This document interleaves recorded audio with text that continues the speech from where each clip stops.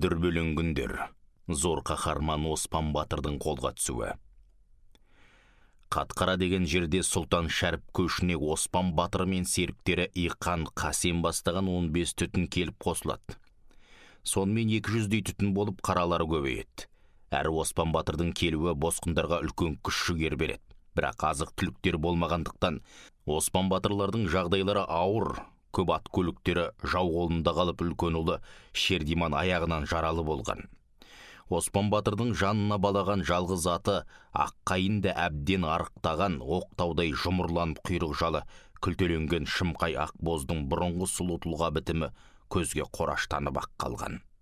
Қанша шабыс шайқас болса да есім бір ретте далада қалтырмайтын есті жануар да тұралаған.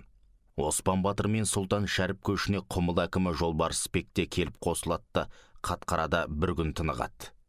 Бұдан шығып 2 күндік шөл арқылы Қутар деген жерге келеді. Қутардан көшіп 2-3 күнде Самбастауға, одан Әншіге жетеді. Әншіге жеткенде атты түйелі Қытай моңғол әскерлері шабуыл жасайды. Оспан батырдың қимылының арқасында жаудан аман құтылғанмен бірнеше аттарына оқ тиіп өледі. Ішетін суы, жейтін азықтар бірде бар, бірде жоқ босқындар қиыншылыққа шыдай отырып алға жылжиды. Жолшыбай су ішуге келмейтін тұзды суға жеткенде арттарынан қуып жеткен әскерлермен шайқас басталады. Оспан бастап, басқа жігіттер қостап, қорғаныс жасай отырып соғысып жауға еселерін жібермейді. 2 күн суыт көшіп Дүнген өлкесінің Олымжы, Болымжы тауына ілігеді. Тағы үдере көшуге шамалары келмей, әбден қалжыраған ел осында бірнеше күн тынықпақ болады. Алайда бір түнегеннен кейін-ақ олар өздерін тосқан әскерлердің соққысына тап болады. Өлгендер де, жараланғандар да болады. Тіпті бірнеше адам жау қолына түседі. Ер азаматтардың қаһармандығының арқасында жаудың бетін қайтарып құтылады. Болымшыда жолбарыс бөлініп кетеді. Оспан мен Сұлтан Шәріп елі 2-3 күн көшіп Сүр өзеніне келеді. Жол бойы шағын әскерлер тобымен қақтығысып қалып отырады. Сүр өзенінен Қызыл кезеңге келіп, одан Шарғалжын деген жерге жеткенде, жаудың топтанған жасағы бұларға қарай шаңдатып келе жатады. Әуелі қатты абыржыған ел Оспан батырдың сабырлы қалпын көргенде сабасына түскендей болады. Жау барған сайын жақындай түседі. Оспан батыр атына мініп, бір биік төбенің басындағы тастың қалқасына жайғасады. Басқа жігіттерде ұрымтал биіктерден орын алады. Аздан соң ақ атыс басталып кетеді. Оспан батырдың оқтарының бірі бекер кетпейді. Атқан сайын жаудың бірін құлатып өзінің құралайды көзге ататын мергендігін тағы бір көрсетеді. Басқалар да оқты бекер шығармайды. Оспан бастаған жасақтар биікті алып дәлдеп қадап атқандықтан жаудың алдыңғы легіндегі біраз адамы оққа ұшады.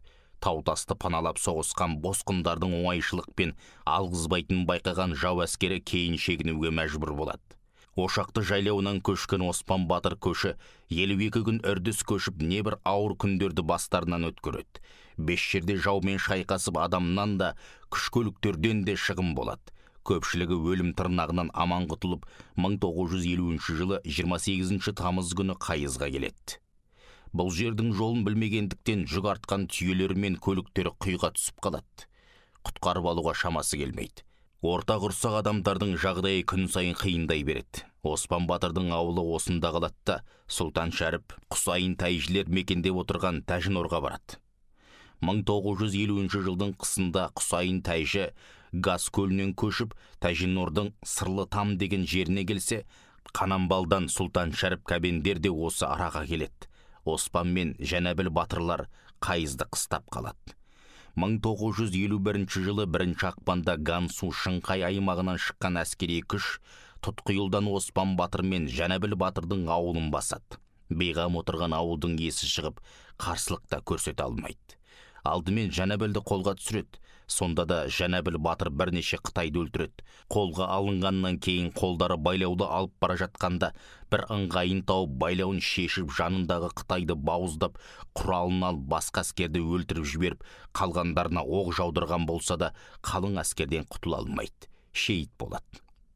Оспан батырды Тұтқиылдан лап берген жауға оқ жаудырып тойтарыс бермек болады. Оспан батырдың үйінің астында бір қатқан көл бар екен. Дереу атына міне сала жақындап қалған жауға оқ жаудырып бірнешеуін құлатқан болса да, қалың әскер қаптап кеткендіктен қаша соғысуға тырысады. Бұл арада ұлдары да өте мерген болған. Қызы Азапай да жауға оқ жаудырады. Оспан батыр қайта айналып қызын атқа мінгізіп жіберіп қайта шапқанда атының аяғы тайып жығылады. Бұл сәтте әр тарапты орап алған қалың жау Оспан батырды қолға түсіреді.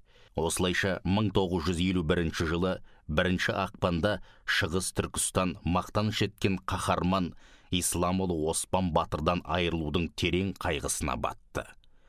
Тек қана Шығыс Түркістан емес, бүкіл түркі атаулы күйзеліп, бұл зор қайғыға ортақ болды.